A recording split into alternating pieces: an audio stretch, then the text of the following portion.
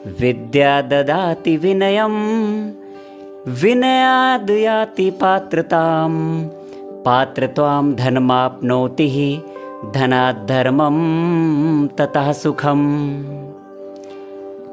विद्या से विनम्रता आती है, विनम्रता से योग्यता आती है, योग्यता से धन मिलता है, धन से धर्म के कार्य होते हैं और अंत में सुख की प्राप्ति होती है।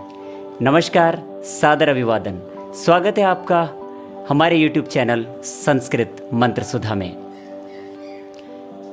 साथियों, क्या आपने कभी सोचा है कि हमें संस्कृत क्यों पढ़नी चाहिए?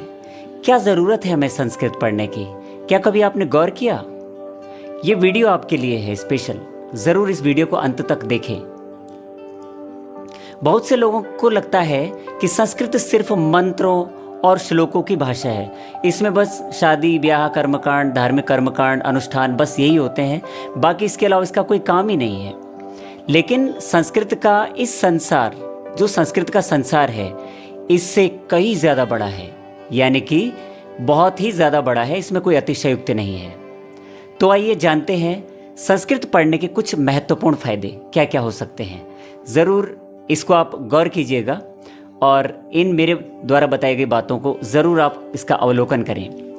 पहला फायदा एकाग्रता, मेडिटेशन जिसको कहते हैं, यानी कि संस्कृत के श्लोकों का सही उच्चारण करने से ध्यान लगता है, ध्यान पढ़ाई में भी लगता है। यानी कि जब आप मेडिटेशन करते हैं तो कहते हैं ना कि ध्यान केंद्रित करो, उसी तरह संस्कृत के सही श्लोकों का सही उच्चारण करने के लिए ध्यान लगाना पड़ता है, तभी तो आप शब्द को सही बोलेंगे। नियमित अभ्यास से एकाग्र होकर पढ़ने से की आदत विकसित करने में मदद मिल सकती है। पहला है एकाग्रता, इसमें आ जाती है, यानी कि ध्यान एकाग्र होना आपका प्रारंभ हो जाता है। ये संस्कृत का पहला फायदा है। नंबर दूसरे फायदे की अगर बात करें तो प्राचीन ज्ञान को समझना, यानी कि जो एंशिएंट नॉलेज है उसको हम समझते हैं।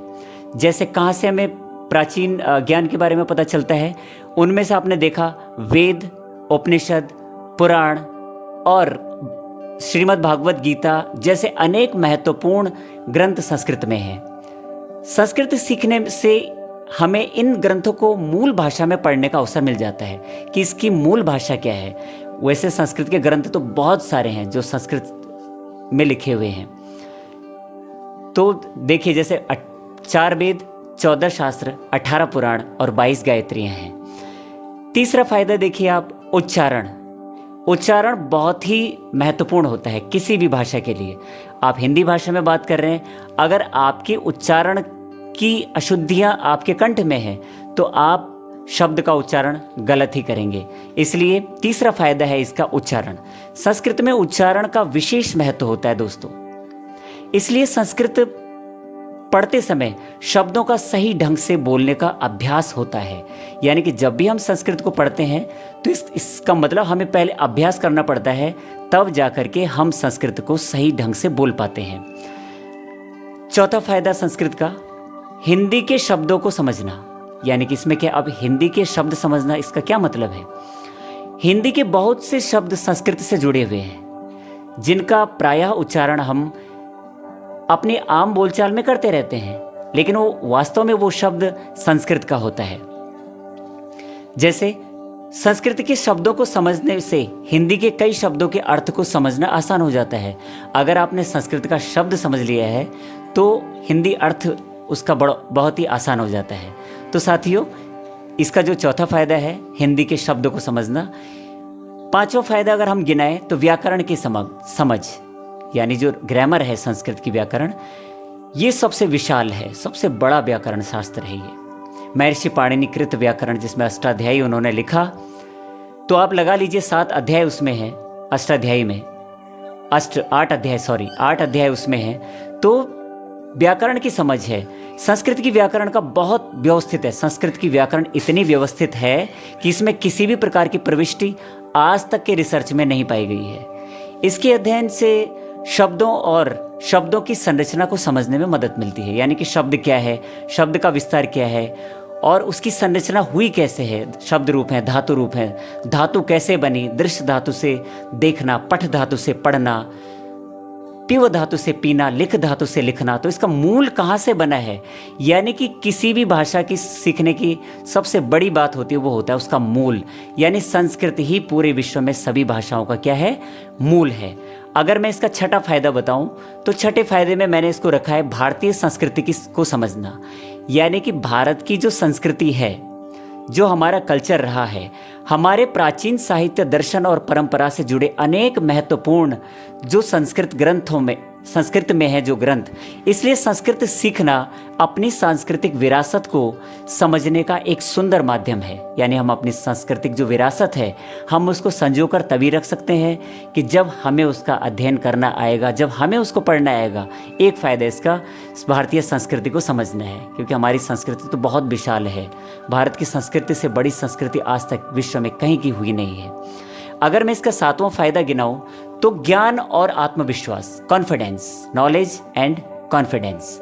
यानी जब हम कोई नई भाषा को सीखते हैं दोस्तों, जब हम कभी भी कोई नई भाषा को जब हम सीखते हैं ना, तो धीरे धीरे उसके शब्द, उसके श्लोक और वाक्य समझने लगते हैं और सीखने का आत्मविश्वास भी बढ़ जाता है।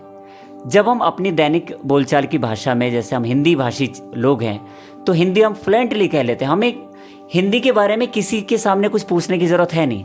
लेकिन अगर बात जहाँ तक इंग्लिश की आती है तो क्योंकि ये हमारी मातृभाषा नहीं है, इसलिए हमें इंग्लिश बोलने में प्रॉब्लम आती है। ऐसा हर भाषा के साथ होता है। तो ज्ञान और आत्मविश्वास इसमें बढ़ता है। अगर कोई शब्द है, श्लोक और वाक्य समझने लगते हैं तो सीखने में आत्मविश्वास इसका और भी बढ़ जाता है, क्योंकि जब धीरे धीरे लगातार हम एक फ्लो में होते हैं ना, तो धीरे धीरे हम समझने लग जाते हैं। तो जैसे मैंने पहले श्लोक में आपको बताया, विद्या ददाति विनयम, कितना अच्छा, देखो एक लाइन में इसकी व्याख्या, यानी विद्या केवल ज्ञान नहीं है, विद्या ददाति विनयम। विद्या केवल ज्ञान नहीं देती बल्कि हमारे व्यक्तित्व को भी निखारती है। यानी आपके अंदर जो नॉलेज है ना, वो आपकी पर्सनालिटी को डेवलप करती है, उसको विकसित करती है।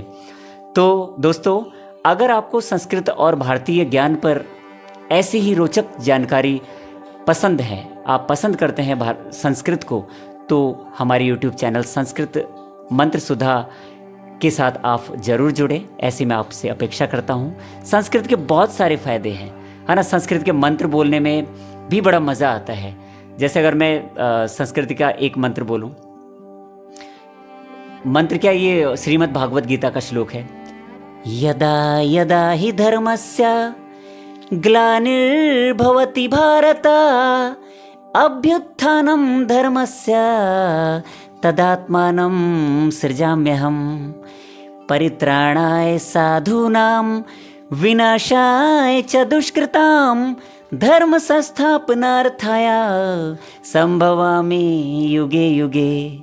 तो यानी कि संस्कृत के मंत्रों को समझना, सुनना एक शांति प्रदान भी करता है और अंदर एक क्यूरियोसिटी भी जगाता है कि वास्तव में संस्कृत क्या है। इसलिए मेरी आपसे राय है कि अपने बच्चों को अवश्य इस आधुनिक काल में संस्कृत को जरूर पढ़ें। इसको एक मृत भाषा कदापि न समझें। भाषा सीखना कोई बुरी बात नहीं है, वो कोई भी भाषा हो विश्व की, स्पेनिश हो, जापानी हो, रशियन हो, इंग्लिश हो, किसी भी भाषा को आप आसानी से सीखेंगे तो बड़ा मज़ा आता है। मतलब तो ये तो हमारी भारतीय, ये तो हमारी सबसे पहली भाषा है ना विश्व की, तो इसको सीखने में क्या हर्ज है। मंत्र, तंत्र, यंत्र, श्लोक, ऋचाएँ सारे संस्कृत में है। इसीलिए हमें ध्यान रखना चाहिए, हमारी संस्कृति जो सांस्कृतिक विरासत है इसको संभालने की जिम्मेदारी आने वाली भावी पीढ़ी को है, और आने वाली भावी पीढ़ी को ही हम अपनी सांस्कृतिक विरासत वाली भाषा संस्कृत से दूर कर देंगे तो वो एक प्रकार से ऐसा हो जाएगा कि जैसे हमसे कुछ छूट रहा है। इसीलिए दोस्तों, हमसे हमारी सांस्कृतिक विरासत ना छूटे, विरासत के तौर पे संस्कृत को जीवित रखने का काम आप ज़रूर करें और संस्कृत मंत्र सुधा YouTube चैनल से ज़रूर जुड़ें। इसी के साथ मैं अपने शब्दों को यहीं पर विराम देता हूँ। सादर अभिवादन, प्रणाम।